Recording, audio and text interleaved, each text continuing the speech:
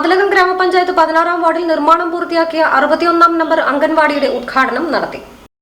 ജില്ലാ പഞ്ചായത്തിന്റെ 2022-23 വാർഷിക പദ്ധതിയിൽ ഉൾപ്പെടുത്തി 30 ലക്ഷം രൂപ വിനിയോഗിച്ചാണ് കെട്ടിടം നിർമ്മിച്ചിരിക്കുന്നത്. ക്ലാസ് മുറി, വരാന്ത, അടുക്കള, ടോയ്ലറ്റ്, ചുറ്റുമതിൽ, മുറ്റം, ടൈൽ വിരിക്കൽ എന്നീ പണികൾ ഉൾപ്പെടുത്തിയാണ് കെട്ടിടം പൂർത്തീകരിച്ചിട്ടുള്ളത്. ഇതോടൊപ്പം ദേശീയ ഗ്രാമീണ തൊഴിലുറപ്പ് പദ്ധതിയിൽ ഉൾപ്പെടുത്തി നിർമ്മിച്ച ടൈൽ പാകിയ റോഡിന്റെയും അംഗൻവാടി കെട്ടിടത്തിൽ സ്ഥാപിച്ച സോളാർ പ്ലാന്റിന്റെയും ഉദ്ഘാടനവും സമ്പൂർണ്ണ ഡിജിറ്റൽ സാക്ഷരതാ പ്രഖ്യാപനവും നടത്തി. രാവിലെ നടന്ന ചടങ്ങിൽ റവന്യൂ വകുപ്പ് മന്ത്രി കെ രാജൻ അംഗൻവാടി കെട്ടിടത്തിന്റെ ഉദ്ഘാടനം നിർവഹിച്ചു. 30 ലക്ഷം രൂപ പ്ലാൻ ഫണ്ടിൽ നിന്ന് ചെലവഴിച്ച് ഇവിടെ നിർമ്മിച്ച വാർഡ് നമ്പർ 16-ൽ നിർമ്മിച്ച 61-ാം നമ്പർ അംഗൻവാടിയുടെ ഉദ്ഘാടനം നിങ്ങളുടെ എല്ലാ അനുവാദത്തോടു കൂടി നിർവഹിച്ചതായി ഞാൻ ആദ്യമേ സന്തോഷപൂർവ്വം അറിയിക്കുകയാണ്.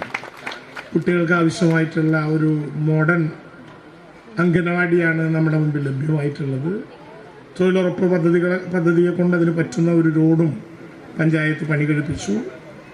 ഇവിടെയാണ് ഒരു ജനകീയ പ്രവർത്തനത്തിൻ്റെ ഏറ്റവും പ്രധാനപ്പെട്ട ശ്രദ്ധേയമായ ഒന്ന് നമുക്ക് മനസ്സിലാകുന്നത്. കാരണം ഇവിടെ ഈ അംഗനവാടിക്ക് സ്ഥലം ലഭ്യമായത് നേരത്തെ സ്വാഗതാധ്യക്ഷ പ്രാസംഗികന്മാർ പറഞ്ഞതുപോലെ നേരിട്ടൊരു അംഗനവാടിക്ക് പണം മേടിക്കാൻ ഇപ്പോൾ എവിടെ നിന്നും ഫണ്ട് മാറ്റിവെക്കാൻ സാധ്യമാകില്ല.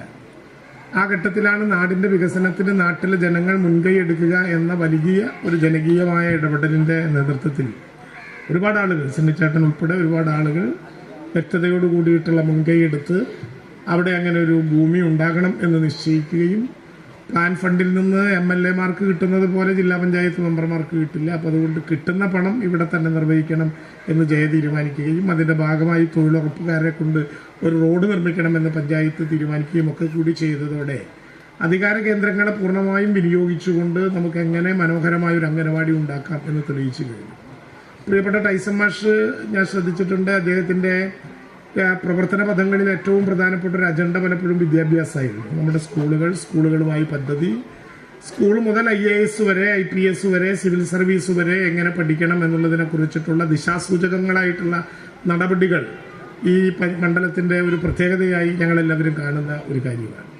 യഥാർത്ഥത്തിൽ നമുക്ക് ഉന്നത വിദ്യാഭ്യാസ രംഗം ഉൾപ്പെടെ എടുത്ത് മനുഷ്യജീവിതത്തിൻ്റെ വിദ്യാഭ്യാസ ഘട്ടങ്ങളെ പരിശോധിച്ചാൽ ഏറ്റവും കൂടുതൽ ശ്രമകരമായ പരിശ്രമം എഞ്ചിനീയറാകലോ, ഡോക്ടറാകലോ, അഭിഭാഷകനാകലോ, പ്രൊഫഷണൽ വിദ്യാഭ്യാസം നേടലോ, PhD പ്രകാരം ഡോക്ടറേറ്റ് എടുക്കലോ, അതിനാവശ്യമായ അധ്യാപകർക്കുണ്ടാകുന്ന ബുദ്ധിമുട്ടോ അല്ല.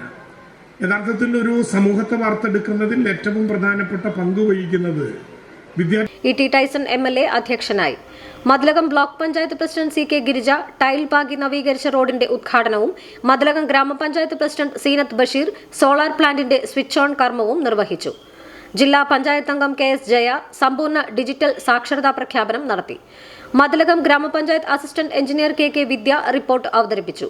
Panchayat vice president TS Raju, ward member EK Biju, block panchayat വികസനകാര്യ standing committee chairperson Sheeja Babu, panchayat standing committee ചെയർപേഴ്സൺമാരായ പ്രിയ ഹരിലാൽ, MK പ്രേമാനന്ദൻ, സുമതി സുന്ദരൻ, ബ്ലോക്ക് പഞ്ചായത്ത് അംഗം Hafsa Ofoor, panchayat secretary KS Ramadas, Mathilakam CDPO KK Lathika, Mandathra ക്ഷേത്രം committee secretary MR Santhosh, ICDS supervisor Radhika, panchayat അംഗങ്ങൾ തുടങ്ങിയവർ സംസാരിച്ചു.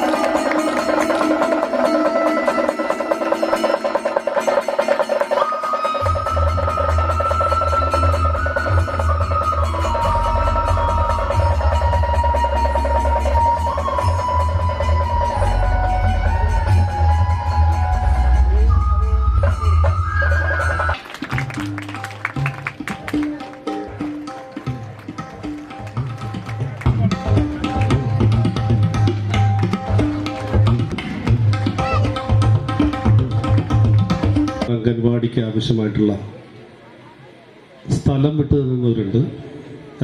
വഴിക്കാവശ്യമായിട്ടുള്ള സ്ഥലം പ്രത്യേകമായിട്ട് ചെയ്തു തന്നവരുണ്ട്. ക്ഷേത്രം ഭാരവാഹികൾ നന്നായി സഹായിച്ചിട്ടുണ്ട്.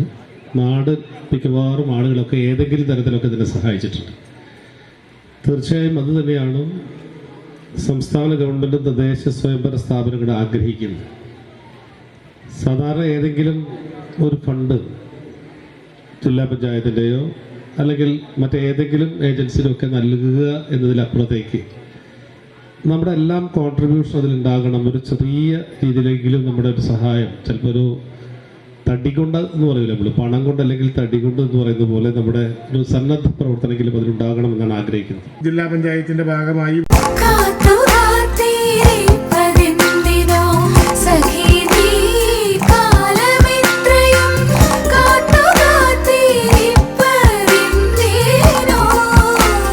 Tradition since 1969. Lakshmi Jewelry, Kodunallur, North Paravur, Chalakudi.